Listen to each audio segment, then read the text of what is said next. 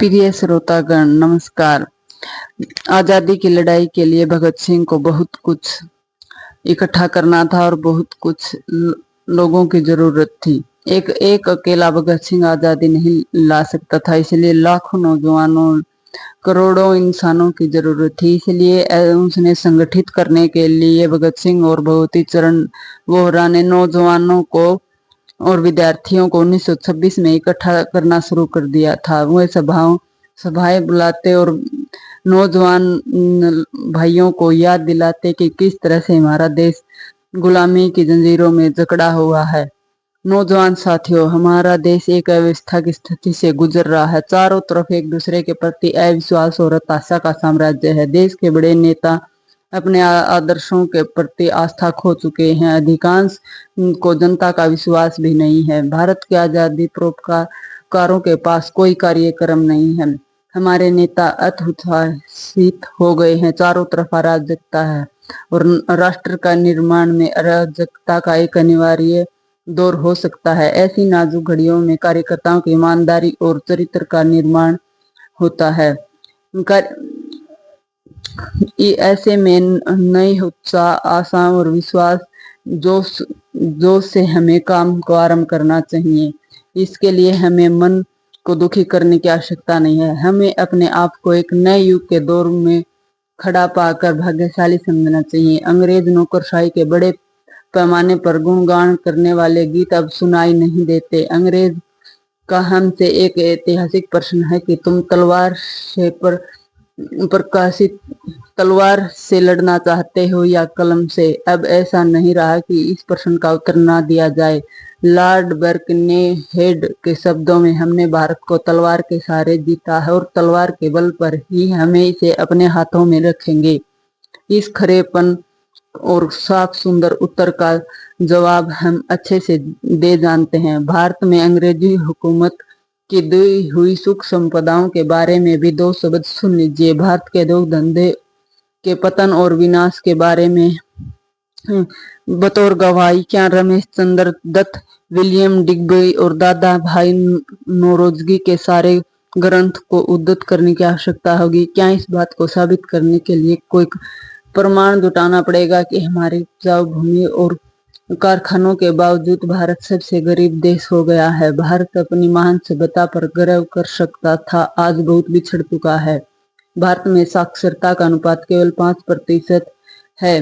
क्या लोग नहीं जानते कि भारत में सबसे अधिक लोग मरते हैं? यहाँ बच्चों की मौत का अनुपात दुनिया में सबसे ऊंचा हो गया है। प्लेग, हैजा, इन्फ्लुएंजा इस प्रकार की अन्य महामारियों से आए दिन लोगों की मौत हो रही है।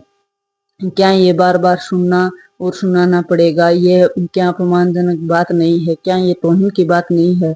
जहाँ गुरु गोविंद सिंह जैसे, शिवाजी और हीरा सिंह जैसे सूरवीरों के बाद भी हमसे कहा जाए कि क्या तुम अपनी रक्षा स्वयं कर सकते हो? क्या ये खेद की बात नहीं है?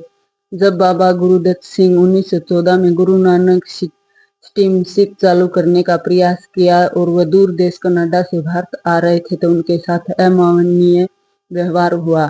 उन्हें बंदरगाहों पर रोक कर उन साहसी मुसाफिरों को गोलियों से खूनी स्वागत किया गया। जहाँ द्रौपदी के सम्मान की रक्षा में महाभारत जैसा महायुद्ध लड़ा गया, वहाँ 1919 में दर्जनों द्रौपदियों की बेइज्जती की गई और चेहरे पर थूका गया। क्या हम ऐसी जिंदगी को जीने योग्य समझते हैं? क्या हमें इसे महसूस कराने के लिए कि हम गुलाम हैं और हमें आजाद होना चाहिए कोई देवी ज्ञान और क्या आकाशवाणी की आवश्यकता है? क्या हमें प्रतिज्ञा करनी होगी? अज्ञात प्रतीक्षा करेंगे जो हमें महसूस कराए कि हम दलित हैं? क्या हम इंतजार में बैठे रहेंगे कि कोई देवी सहायता या आ जाए, फिर जादू हो जाए कि हम आजाद हो गए? हमें आजादी के बुनियाद सिद्धांतों से अनभिज्ञ है। जिन्हें आजाद होना है उन्हें स्वयं चोट करनी पड़ेगी। नौजवानों जागो, उठो, काफी देर तक हम सो चुके हैं, अब हम उठने की बारी है। हमने केवल नौजवानों से ही अपील की क्योंकि नौजवान बहादुर होते हैं, उदार एवं भावपूर्वक होते हैं।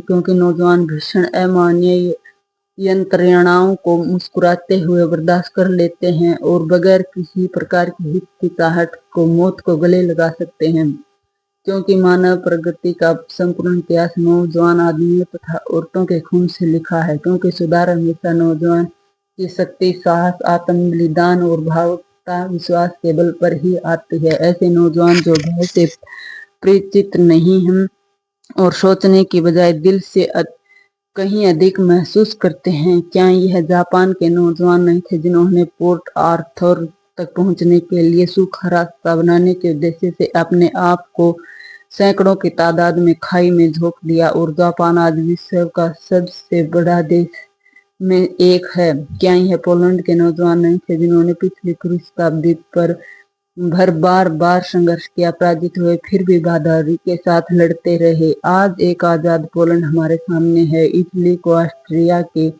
जुए से किसने आजाद किया था? तरुण इटली ने।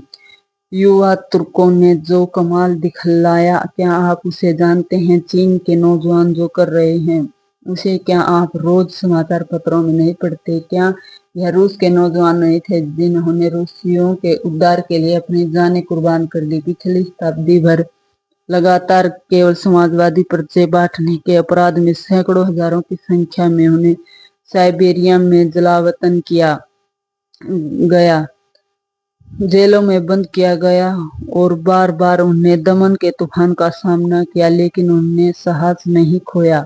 संघर्षरत नौजवान थे।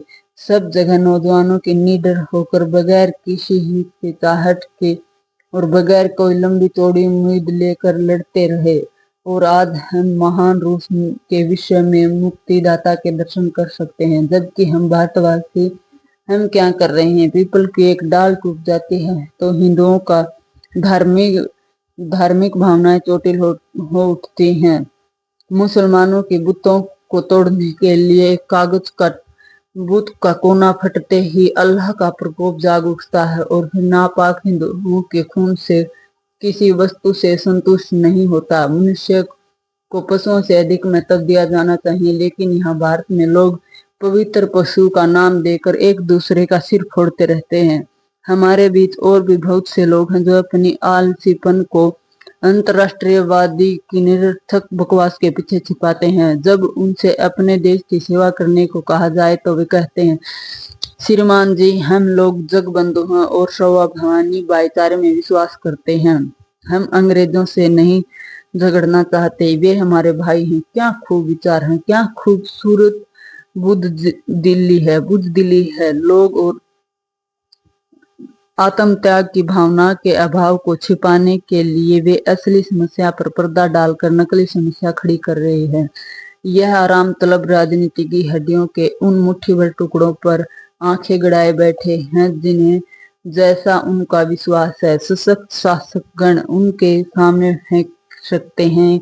यह बहुत ही अपमानजनक बात है। जो लोग आजादी की लड़ाई में बढ़कर आते हैं, वे बैठकर यह तय नहीं कर सकते कि इतने त्याग के बाद उनकी कामयाबी होगी और उसमें उन्हें इतना हिस्सा सुनिश्चित कर रहना चाहिए। इस प्रकार के लोग कभी भी किसी प्रकार का त्याग नहीं करते।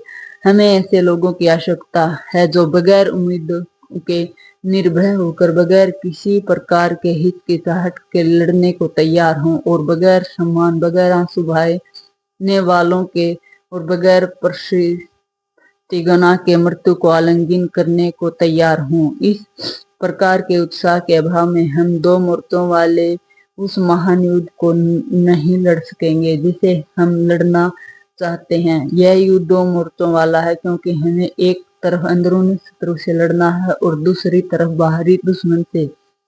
हमारी असली लड़ाई स्वयं और अपनी अयोग्यताओं के खिलाफ है। हमारा शत्रु और कुछ हमारे अपने लोग निजी स्वार्थ के लिए उनका फायदा उठाते हैं। पंजाब के नौजवान दूसरे प्रांतों के युवक अपने क्षेत्रों में जी तोड़ परिश्रम कर रहे हैं। बंगाल के नौजवान 3 फरवरी को जिस जागृति तथा संगठन क्षमता का परिचय दिया, उसमें हमें सबक लेना चाहिए।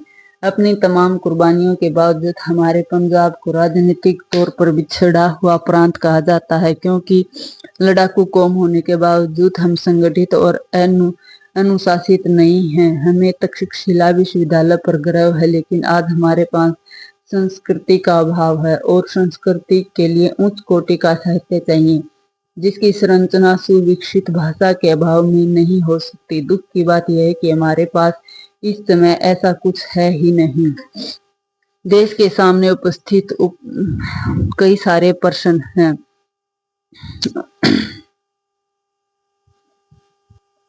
वीडियो अच्छी लगी हो तो वीडियो को लाइक करें, चैनल को सब्सक्राइब करें। आपका एक सब्सक्राइब हमारे लिए आशा बांधता है और हमें एक नया जोश देता है, भगत सिंह की तरह, कि हम एक अच्छा काम कर रहे हैं और लोग हमें सुनना चाहते हैं। दोस्तों नमस्कार।